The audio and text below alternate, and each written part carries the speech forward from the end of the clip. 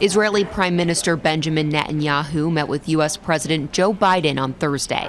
I look forward to discussing with you today and working with you in the months ahead on the great issues before us. It was the first meeting between both leaders in Washington since Biden traveled to Israel shortly after the attack on October 7th. It's also historic for America because we're in the middle of one of the most dramatic weeks, of our lifetimes. It's also the first time they met since Biden announced he won't be running for re-election this November.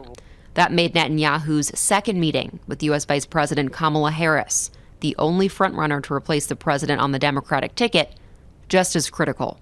The meeting with Biden is sort of the easy meeting. There's a little bit of nostalgia there. They've known each other for decades. The Harris meeting is much more consequential. Pressure is mounting on all three to end the war between Israel and Hamas. Since the attack last year, dozens of Israeli hostages remain in captivity, and the Palestinian Ministry of Health estimates 39,000 civilians have been killed in Gaza. The Biden administration has been working to close a ceasefire agreement, the main focus of today's meetings.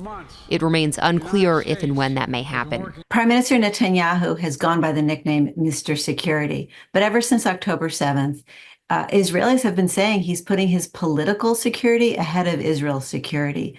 If he comes home with a hostage deal, I think he will have vindicated himself. It doesn't look like he's going to clinch it.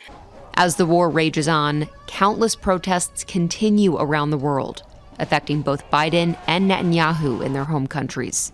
And once he wraps up his trip here in Washington, Netanyahu will head down to Florida, where he's going to meet with former U.S. President Donald Trump.